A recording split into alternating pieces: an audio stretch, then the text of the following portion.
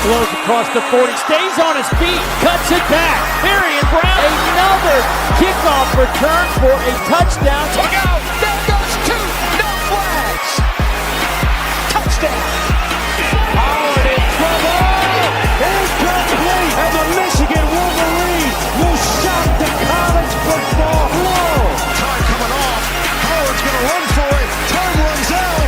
And that'll do it. Oh my goodness. Welcome to the Big Ten, Oregon. They storm the field at Austin.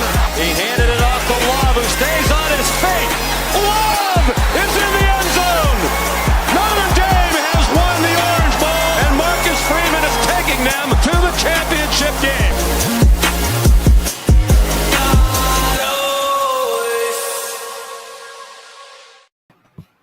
What is up, ladies and gentlemen? Welcome to the Week Zero podcast. I am currently down in the basement of my cousin's place in Denver. So, of course, I'm your host, Connor. Let's be Franklin Doherty. To my left, your right is, of course, Lucas, who is enjoying a Florida State beatdown of NC State, or what's the score right now? Florida State just threw an interception, actually, Oh. so it's still 0-0. Sounds about right. And then, of course, Ryan is on his phone like he has been the past few times. Ryan, you there? Yeah, you can hear me? Yeah, I was just Yeah, making sure I'm going to the Notre Dame Cuse game tomorrow, so Gotcha. yeah. Okay, so we don't have too much to talk. We don't really have too much to talk about this last week. There was really just like I think we'll first start off with really the one game that everyone was talking about which was Texas A&M escaping South Carolina. Did you guys watch this game at all? No. I watched towards the end. Okay. Yeah, I had most of this on in the background. South Carolina was up 20. I think they were up 30 to 3. Yeah. They were up 30 to 3 at halftime. Marcel Reed had thrown at least two interceptions.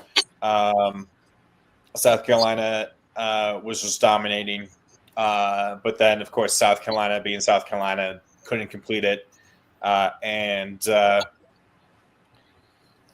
Texas A&M escapes the battered Aggies syndrome. Almost got the Aggies fans, but they escaped to see their perfect season continue. I mean, just even though if you saw the highlights and stuff, what was your takeaway from this game, guys?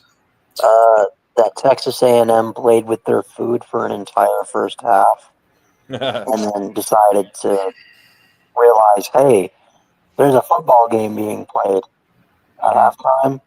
And when they realized that, it turned into the number 3 team in the nation that they've been all year. And Marcel Reed turned back into the borderline Heisman candidate he's been all season. So, to be honest, I think it's kind of like one of those things. Like, obviously, I'm not saying Texas A&M has been as good as Georgia recently, but it's kind of like one of those things where Georgia is so good they can just decide to not play football for an entire half and still find a way to win a game. Like, Texas A&M was like, dude, we do not give a shit about the first half of this game. But we know we can turn it on in the second half and win this football game. And they did. And, yeah. South Carolina got too cocky. Wink, wink, nudge, nudge. Shane Beamer talking shit to the crowd at halftime. They rode the cockaboose right out of the stadium. Hearing you talk about the cockaboose right now in the stadium, you see what happened after that Nick Harbor touchdown? Oh yeah, it's terrible. Oh, yeah. So here are your first half drives for Texas A&M. I think it's very interesting to listen to these drives. So first drive, 52 yards and a field goal. Second drive, 48 yards and a missed field goal. Okay, not too bad. Here's where it gets rough. Two plays negative. What? I was just gonna say, just say how each drive ends. I wouldn't, but So you got 2 plays, negative 27 yards and a fumble return touchdown for Texas A&M, or for South Carolina. 3 plays, 8 yards punt. 3 plays, 2 yards punt. 5 plays, 16 yards punt. 4 plays, 0 yards missed field goal. 2 plays, 24 yards interception. 2 plays, 0 yards interception. That was their first half. Was that 2 or 3 interceptions in the first half thrown? That was 2 interceptions in the first half and 2 missed field goals. And a fumble and a fumble. And a fumble for return for a touchdown. Second half, 8 plays, 35 yards, touchdown. 7 plays, 70 yards, touchdown. 2 plays, 80 yards, touchdown. 10 plays, 98 yards, touchdown. It's actually incredible when you look at this drive by drive. Yeah. What they were able to accomplish in this game. The 28-3 has been beat. It was 30-3. Yeah. It has officially been beat. And it was their largest comeback in school history too. So I'm pretty sure Marcel Reed had under 100 yards in the first half passing, and he ended with 440.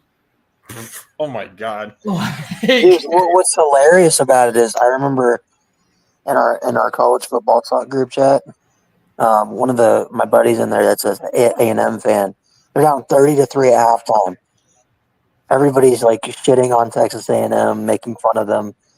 He just casually comments, Marcel Reed, Heisman moment / legacy half incoming. They did exactly that. Yeah. It's ridiculous. Yeah. I do think this speaks more about, Shane Beamer's got to go, man. I'll be honest, Virginia Tech dodged such a bullet by not hiring him. That's true. This dude, I don't understand. You go from good season, shitty season, good season, shitty season. He's so inconsistent. Mm-hmm. You came into the year with one of the best quarterback prospects, or supposedly one of the best quarterback prospects we've seen in the last couple of years, in Sellers. And you have Nick Harbaugh, who's a 5-star, great talent. You have that amazing defense with arguably the best edge rusher in the nation. I don't think he is the best, but he's arguably the best. Yeah. And you can only win 3 games? Yeah, I mean, it's definitely a surprise. I mean, obviously, VT obviously is not a good team, but we saw the cracks in the facade of South Carolina from the first game of the season where they couldn't really do anything against a very mediocre and not very good Virginia Tech team. And they just haven't been able to – they never really regrouped. There's been moments for Sellers and stuff like that. Obviously the first half, you can see what the potential of what the team could have been if that was what they could do for an entire 60 minutes. That would be possibly a contending team. I just don't know what is South Carolina waiting for? What is South Carolina waiting for? You're going to lose Sellers. There's already rumors that he's going to transfer, right? You just wasted 3 years of Sellers. What? Seriously, what are they waiting for? Are they scared that they can't find somebody else that's I just don't get why they're hesitant to fire this dude. I don't know. I mean, I think it's maybe fear of missing out kind of thing where they're afraid that maybe if they fire him, he moves on and gets it figured out at another location. I think the mistake was that I think this might have been his first head coaching job. Maybe I can't remember off the top of my head because obviously he was an assistant at Virginia Tech. He was like the running backs coach, and had a few positions like under his dad, obviously at Virginia Tech. But I think South Carolina might have been his first career head coaching position. Yeah, I might be wrong. Say it again. I believe it was. Yeah. So I think that's also part of it. Is that's maybe could have been too ambitious of a start to a coaching career like that. Obviously that's a SEC program that you're trying to, kind of bring back from the doldrums of mediocrity for a number of years. And he's had mixed success. I feel like he's probably going to get like one more chance, at least another year. But we'll see. Anything else that you guys want to say about this? Nope. Let's move on. What do we got? Yeah, there wasn't that many other games. Obviously, Ryan and I talked about this before on Monday. We did an emergency stream kind of on Monday. Virginia Tech hires James Franklin. The official details came out today. It's a 5-year, $41.5 million deal. I saw something that Virginia Tech, the amount of money that he's going to have for his assistant coaching staff. Let me see if I can find this. I have to go really far back. In my tweets or my posts. So he's going to have nearly $10 million to pay for assistant coaches and $6 million for support staff. I saw something it's $9.5 million for assistants. That would be fourth most in all of Power 4, all of college football. Wow. Actually, surprisingly. Only behind Alabama, Ohio State, and I think and maybe Georgia. So we heard, obviously Ryan and I spent 50 minutes talking about it. Lucas, what was your reaction when you heard and finally saw the news of Franklin decided to go to Virginia Tech? I think it's super exciting for Virginia Tech fans. I think it's super exciting for college football fans, honestly. I mean, James Franklin is an incredible coach. And, as I believe Dan Lanning had already said before about James Franklin, is that they gave up on him too early. And it's kind of disrespectful in what Penn State did. In that situation, I think James Franklin's an incredible coach. And I think for Virginia Tech, you can't be anything but super excited, especially with all the great players that are probably going to follow him from Penn State and recruits that have already decommitted from Penn State and now I'm sure are going to be looking at Virginia Tech. This weekend is huge, right? Like even already this game against Miami, this is probably the single biggest recruiting weekend in Virginia Tech history already. Like the amount of recruits that have said they're doing official visits to VT for this game, both commits that Penn State had gotten and that Franklin had been talking, that Penn State had been trying to get. It's going to be we had a kid that was committed to. He's still technically committed to Penn State, but he was on campus for the Navy game and then got to see us kick the shit out of Pitt last week, and it was looking like he was going to commit to Notre Dame, and then it comes out today that Virginia Tech has instantly just skyrocket up interest for him because he committed to James Franklin. Is it that safety Matt Sig? Yeah, Matt Sig. Yeah, he's a top 170 kid. It's not. He was more he was a kid that Notre Dame was more like. He would be like a cherry on top, but we already have a top 4 class. But it was one of those things where Virginia Tech came in, and Notre Dame was, hey, we expected you to commit by now. And he's like, well, I want to take a visit to VT. And so Notre Dame's like, well, we're not going to. Oh, so did they pull his offer or something? Not pull his offer, but more of we just backed off and said we will. Yeah. Not doing as much. Got it. Well, like you said, he was a cherry on the top, but yeah, like I said, this is gonna be a crazy weekend. So sorry, I didn't mean to cut you off, Lucas. I mean, it's going to be a really good weekend. I think the next couple, especially in January when that portal opens up, I think is going to be huge for Virginia Tech. And James Franklin, now that he's signed the deal, he's in houses. He's in houses right now. Yeah, Oh, yeah. Obviously, he can't coach this season. Like, he's not going to, So what does he have to do? Get in houses, talk to families, get on Instagram, start DMing, things like that. I think it's awesome for Virginia Tech, especially with the ACC being so wide open. I mean, with Haynes King obviously leaving, who knows what Georgia Tech's going to look like. Carson Beck's going to be gone. Miami usually kind of reloads, but we'll see what they have. What does Clemson and Florida State look like as well? Oh, what do they look like? I mean, Virginia Tech this is a great time for them, and the ACC is completely wide open. I'm excited to watch it.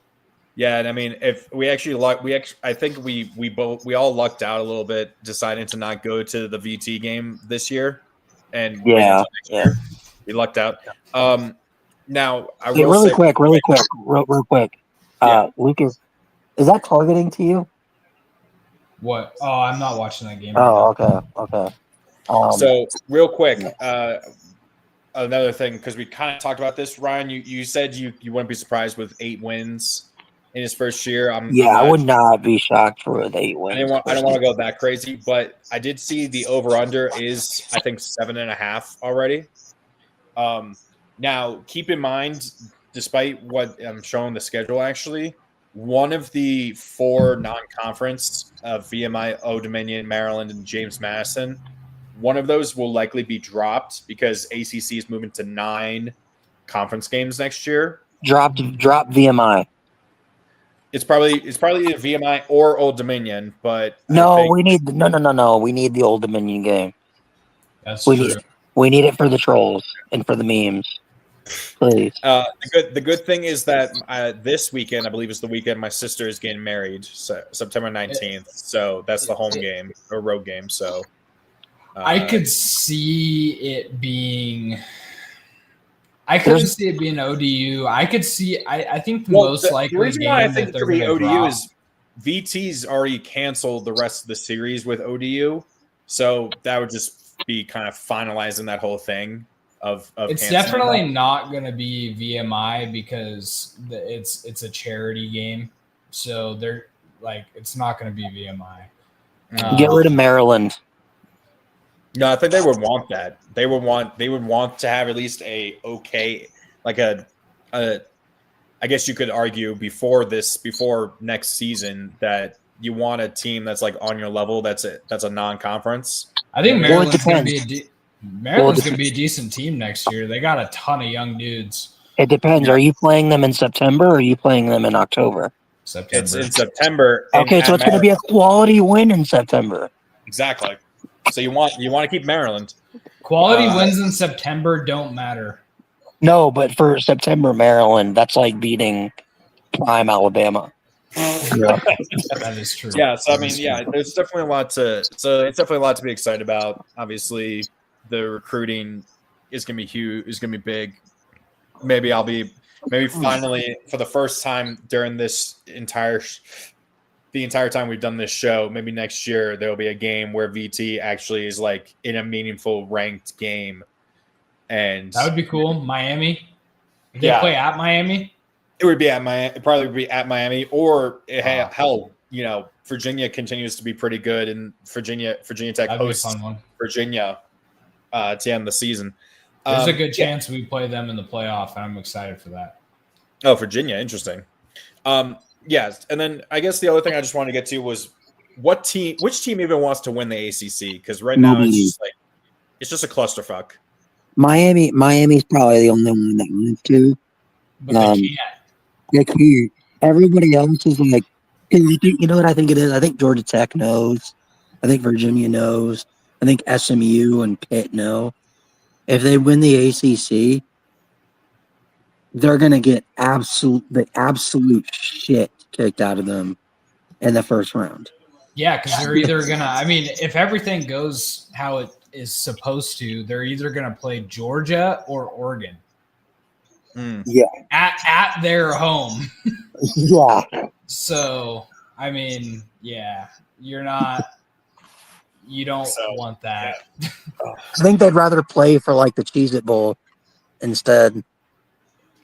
Yeah, I don't know. It's just like the ACC is kind of becoming the Pac-12 where they're just cannibalizing each other right now, and there's no seemingly good team.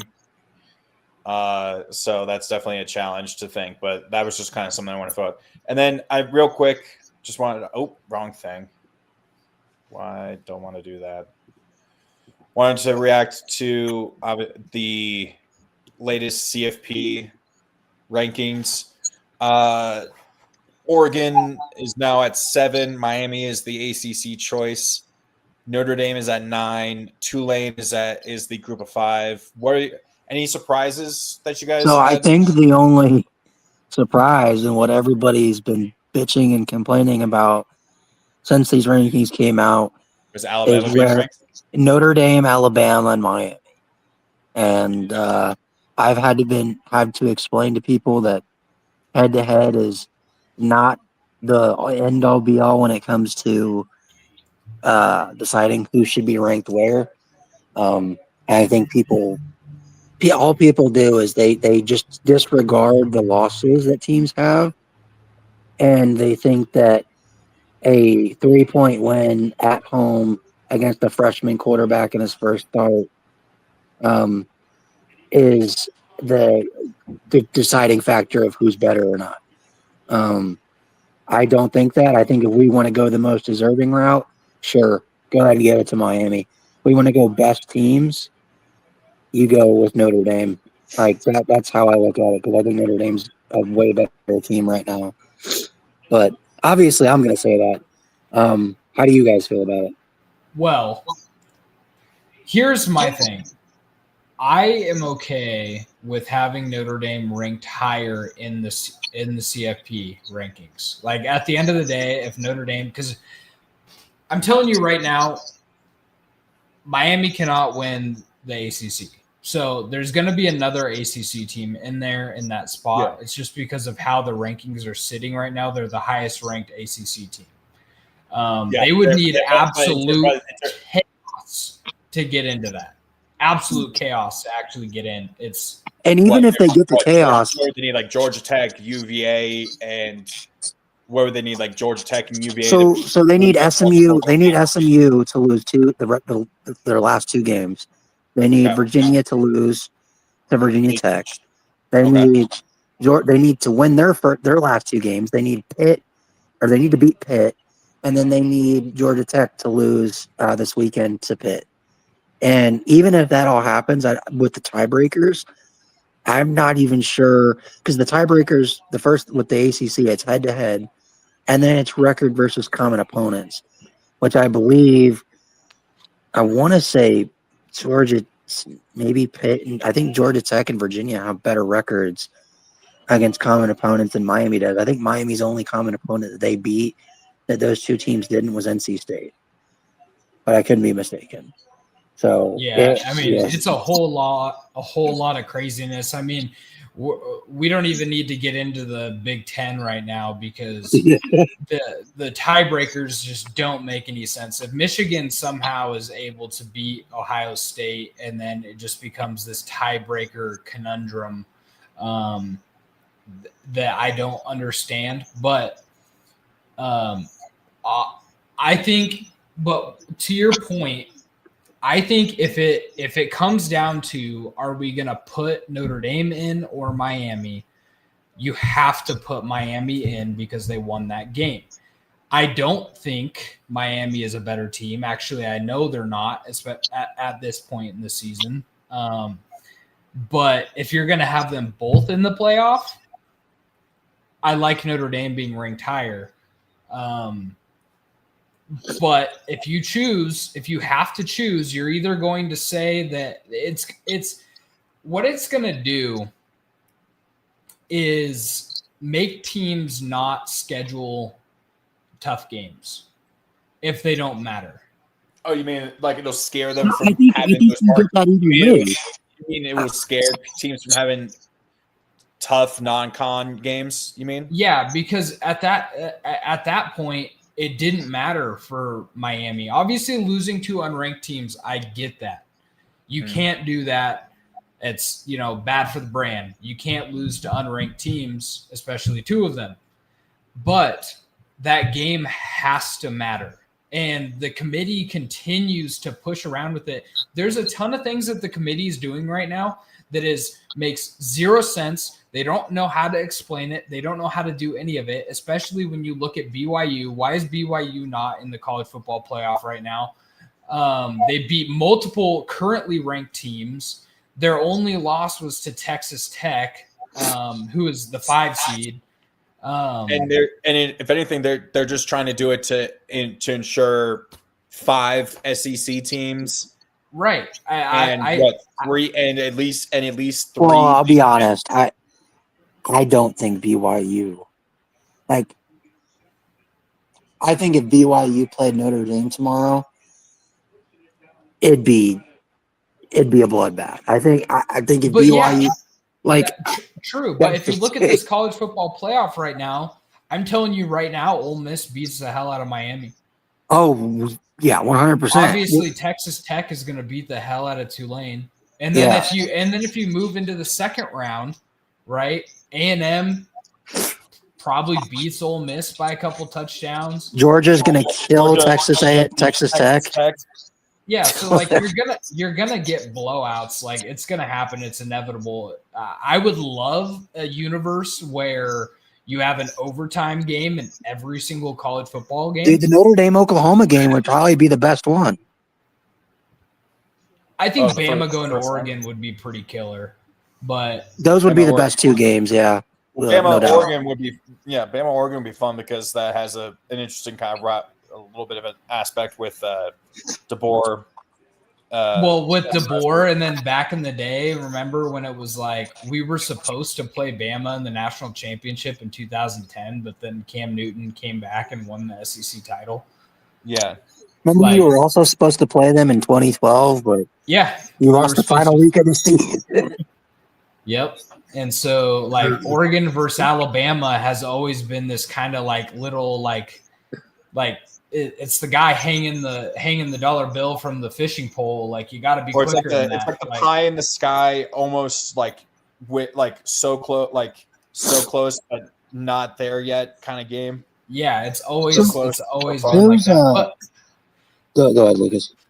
I think my biggest gripe with this college football playoff is the playoff rankings is they like to punish some teams for close wins and not others. And Texas A&M has no business being at number 3 after a game like that. Ole Miss has no business being at number 6.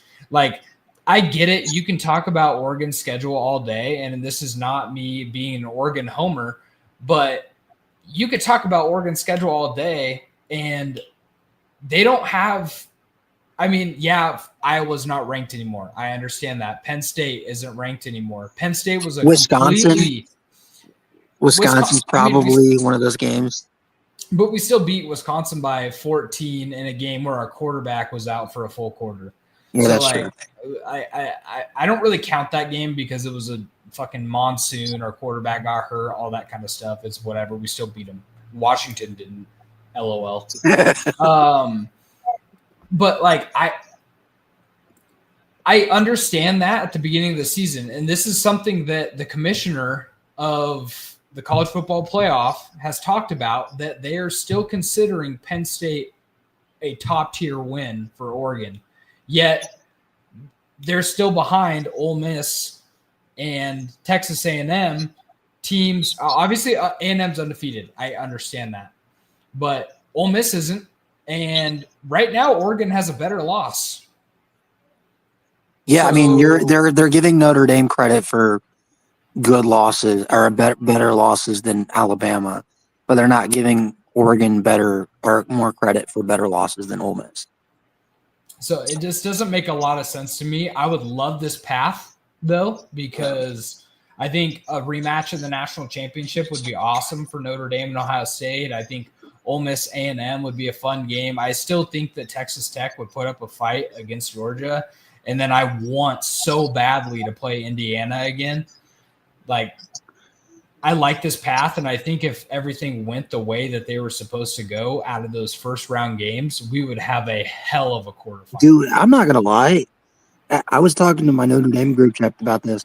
They're like, we don't want to play Ohio State second round. We're better off being the 10 seed because of that path.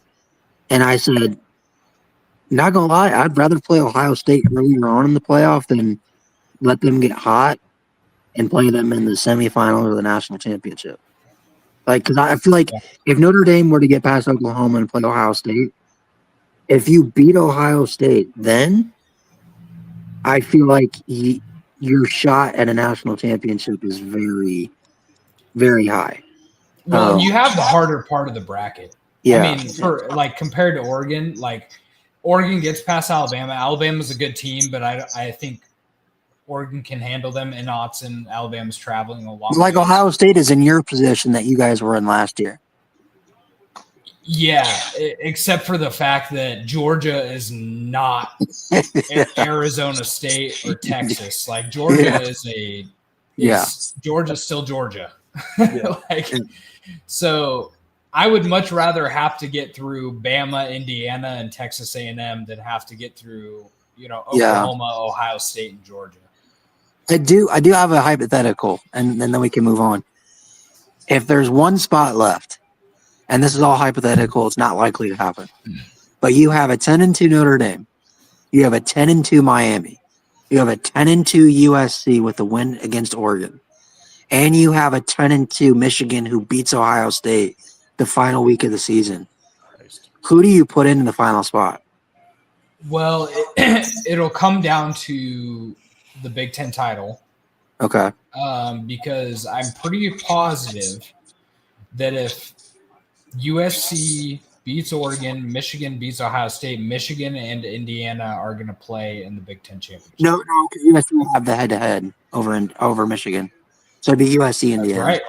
Yeah. That's right. Well, no, because doesn't USC – no, yeah, you're right. It would be USC and Indiana, which would be insane. So it'd come down to that. I mean, you would have it wouldn't make sense. I think Oregon has to win out. I think if they don't, they're not going to make it in. You're going to have a lot of 10-2 teams this year, or a few 2-10-2 teams that get fucked over and don't get split. And I really think at the end of the day, like for Oregon too, everybody understands, and it's going to be kind of the same thing between Miami and Notre Dame, where it's like, we know Notre Dame's a better team, but Miami won that game, so we're going to put Miami in. And it's like, I do think, to your point, though, I think it could also, how you said, if you put Notre Dame in over Miami, it's going to make teams not want to schedule those games. But on the other side, if you're Notre Dame, you could say, okay, then fuck it. Why do we even schedule Miami and Texas A&M as our first two games of the season when everybody else is playing FCS teams? If we're going to get punished for scheduling two ranked opponents while everybody else gets to pad their record for the first few weeks of the season, No, I agree with what you're saying 100%. That's why, like, I do agree with what you're saying. However, you still got to win the game, and at the end of the day, they didn't, and they came close, but they didn't win the game. And so, like, it just becomes this interesting thing about scheduling and regular season games not mattering.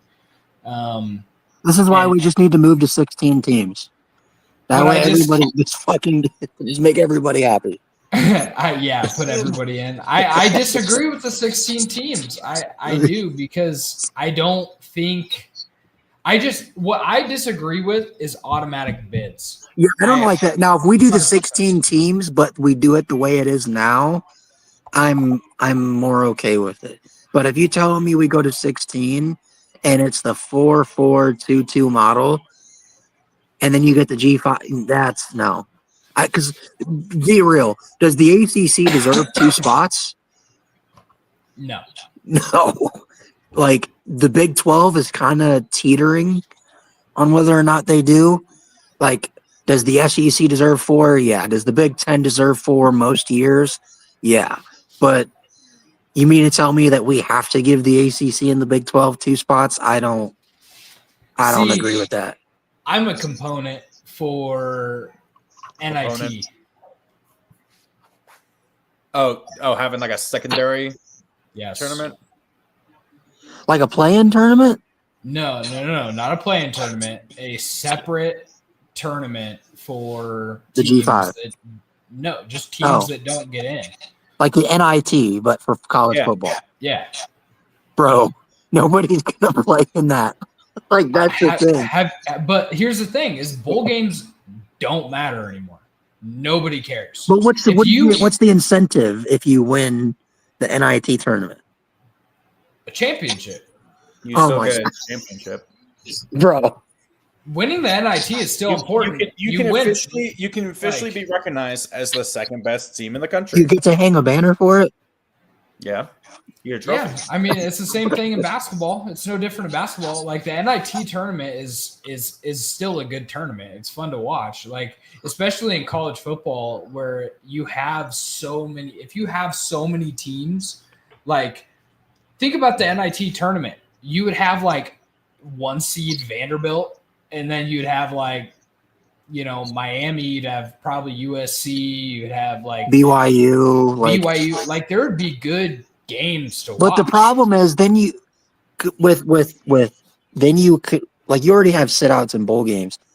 If you're doing like a 12-team tournament or even an 8-team tournament, the amount of opt-outs you're going to have, like say if Notre Dame, like what you say happens and Notre Dame gets left out, you're going to see a Notre Dame team with that Jeremiah Love's not going to play. Jadarian Price is likely not going to play. Malachi Fields isn't going to play. Pauling's not going to play. Half of our team's going to sit out, and it's not going to matter. If you give them an incentive to play and to win the NIT championship, I think that people will play. You think Love would risk injury being a top 10, 15 pick to play in the NIT tournament? Yeah. No. Okay. I don't know about that. I think you would. I think let's move on. Yeah, we can. Yeah, let's get to. This is probably the closest our pick'ems I've ever been. It's unfortunate that we have a bunch of games where it seems like none of us are willing to take too big of chances. Well, we have taken chances, and then it just fucks us over, and that's the problem. Or I take Navy. I'm the only one I think I took Navy. So, like, realistically, Lucas just a few weeks ago was running away with this, and a few picks, and now it's a 3-way tie. See, my problem is I'm not taking enough chances. I thought I was going to get a big one this week with Oklahoma, and I was like, "Whoo, here we go!" And then it petered off. So I think this game's already going on. I took NC State, by the way. I said I Florida, did too. But I took FSU. Just for proof, like I have all my picks here. I put NC State up there at the top. I did not edit that. No. Okay, I took FSU. Okay, Hawaii at the elite program known as UNLV, a 3-point favorite at home.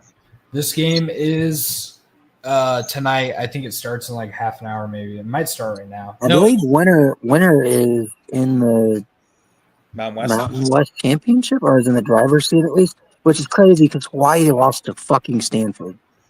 Yeah, that is pretty wild. What was the other team lost to Stanford? Was that Miami? No, Miami was tied with Stanford at halftime. There was a good team that lost to Stanford. I can't remember who it was. But anyways. Florida State lost to Stanford, but that's right. They're not a good team anymore. Yeah. I'm taking UNLV. Give me the Rainbow Warriors, man. They donkeyed San Diego State last week. So give me the Rainbow Warriors. Give me. I'm going to take the elite program known as UNLV. Okay, Louisville at SMU, 2.5 point favorite. So the battle to see which one of Miami's losses is worse. I'm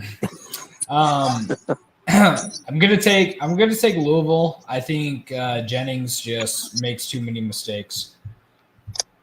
See, the problem is Louisville now all of a sudden doesn't have a kicker. So give me the Stangs in this one. The last like 5 minutes of that Clemson Louisville Dude, that game was on absolute crack. No, that was like an assault on like the eyes for how bad it was the last like 5 minutes of that Bro, game. the announcers literally said, I don't think Louisville or Clemson want to win this football game. Exactly. Give me SMU, Pony Express. Yeah, I'm gonna switch it up. I originally wrote down Louisville, but I think I'm gonna go SMU. Okay, Missouri State at Kennesaw State. You didn't have it. There's no line. There's no line. Okay, Kennesaw State. I think they're on like a 2-game losing streak though. They just lost. I think they lost their first game in like a month last week to Jacksonville State, which, ironically enough, this is Missouri State's first year at the FBS level. Oh, nice. If they were to win this game, if they weren't in a ban because of the dumb NCAA rules, they would be playing for the Conference USA title. But they even if they win this game, they can't play for it. So I'm going to take the Owls in this one. I'm taking the Owls as well. I think I spelled Kennesaw wrong. Is there an extra N in there? Yeah, there is. Yeah. Okay, I apologize. How dare you? Did you not play Team Builder? Not using Kennesaw State. Give me Kennesaw State though. Okay, TCU at number 23, Houston, a 1.5 point favorite at home. TCU just had their soul ripped out of them by BYU last week. I'm gonna take Houston at home. They were a victim of a bear attack. So you deal with the bear, and now you got to deal with a cougar. Give me the Cougars, man. Give me Houston. Yeah, I'll take the Cougs. Okay, number 22, Missouri at number 8, Oklahoma. Breaking news: Bo Perbula is making his return specifically for this game.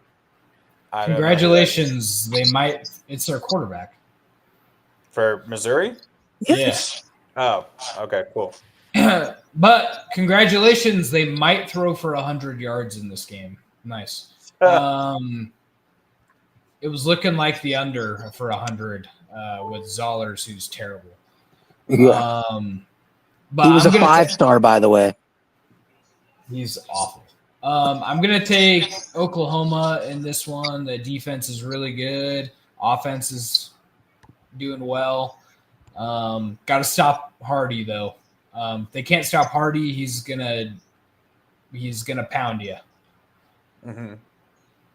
I want to say the last time Oklahoma played a competent rushing offense was Ole Miss, and we know how that game played out. With Bo Perbula back and Ahmad Hardy coming off one of his best games of the season, give me Mizzou for the upset on the road in Norman. I would love that. I would too. That's one less 10-2 team. Yeah. Exactly.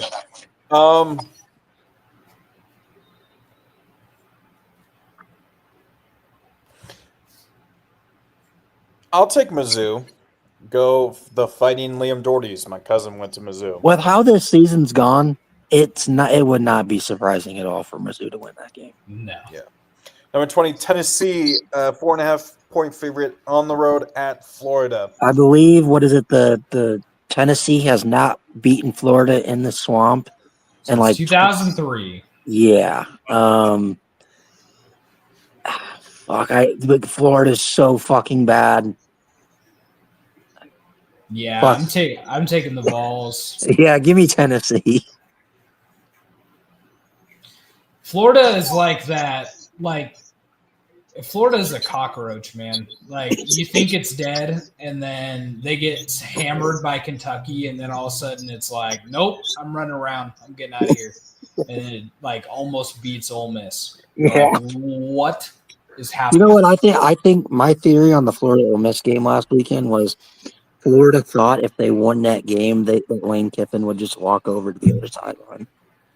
That's true. Connor, Yeah, give me Tennessee.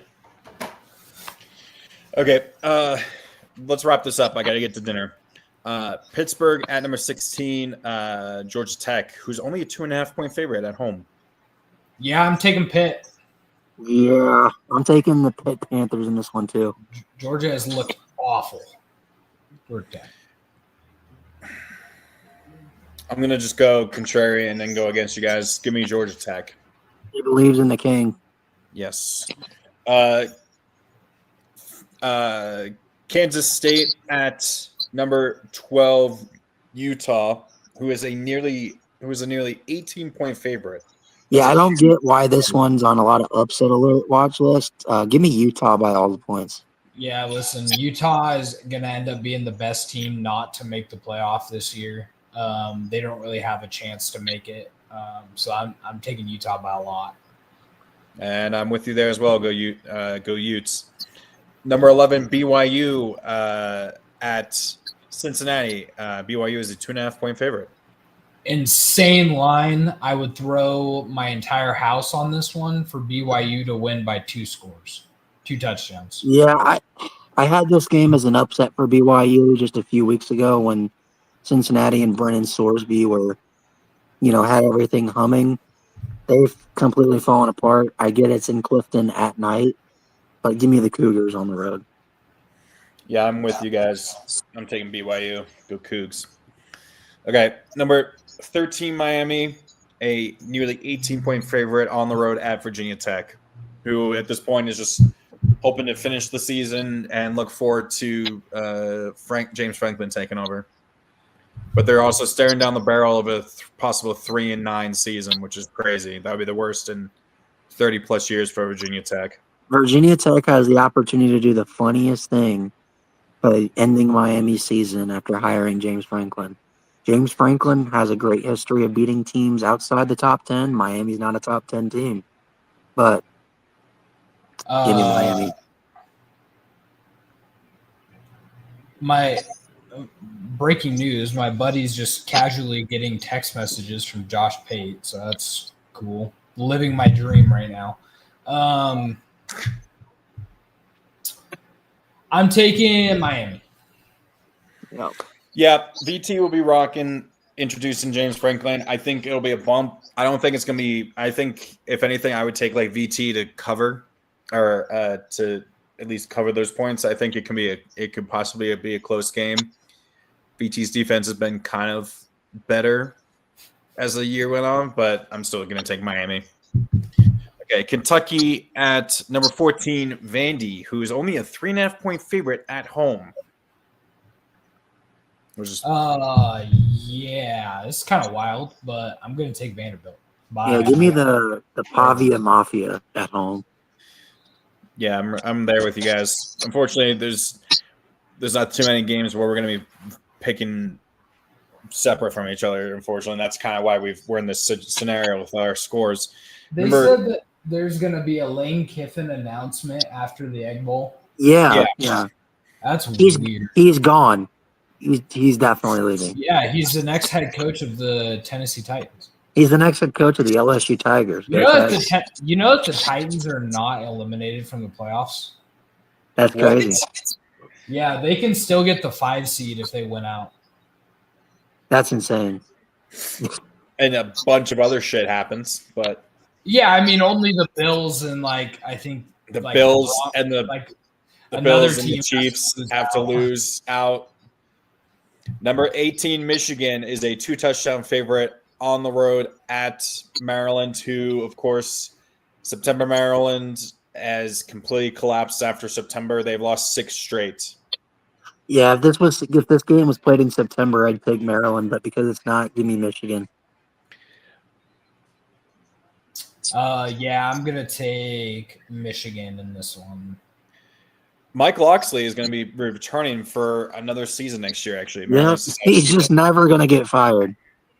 Well, I feel like they're doing it because they don't want to lose the number one recruit in the class that's going to in 2026 that had committed to Maryland, who's from the area. So I think that's one reason why they want to keep him around. But yeah, go Wolverines. Syracuse, you're at this game, Ryan, at number 9 Notre Dame, who is favored by all the points in the world. Yeah, Notre Dame. Notre Dame. Yeah, Notre Dame. Okay. Our Week 0 podcast team of the year, Delaware. They travel down to close to where I am, or close Winston-Salem. Winston-Salem, about a 3-hour drive from me, where I live in North Carolina, to take on Wake, who is a nearly 18-point favorite. Who you guys got? Wake Forest. Yeah. Delaware just lost to like the worst team in college. Yeah, so you know what? Houston. I think Lucas jinxed them because last week on the show, we also Delaware, and Lucas started to make the comment of, I don't know why I keep sleeping on Delaware. I need to respect the Blue Hens. And as soon as he respects the Blue Hens, they lose to Sam Houston State, a 1-8 team. So, yeah, I think he jinxed him, and unfortunately, Wake Forest is going to win this game. Yeah, go Wake, sadly. Okay, our $1 ticket game, Sam Houston State, which I believe is on a 2-game winning streak. They are. At Middle Tennessee State, all it took was them beating. And by the way, Middle Tennessee State is favored by 6.5 points. Dude, I can't keep picking against Sam Houston, but I have to. I gotta take Middle Tennessee. I gotta. Oh man, give me Sam Houston, man. They're figuring something out down there. I was hoping I would be the only one to take him, but I'll take Sam Houston. Okay, and then our Week 0 podcast game of the week, number 15 USC at number 7 Oregon. Oregon is a 10-point favorite at home. Lucas, of course, you go last. Ryan. So I've been going back and forth on this one. Oregon was my preseason team. My preseason number 1 team in the nation. I predicted them to go undefeated, play for the Big Ten championship, win it yet again. And they could finish 11-1, but I'll be honest, they're not as good as I thought they would be. Now I had very high expectations. I'm gonna go with the condoms in this one in USC. I think they squeak one out in Autzen, and it makes me want to puke saying it, but I think USC gets it done. Go Ducks. Go Oregon. That's all I got to say. Yeah. So here's why you're wrong, Ryan.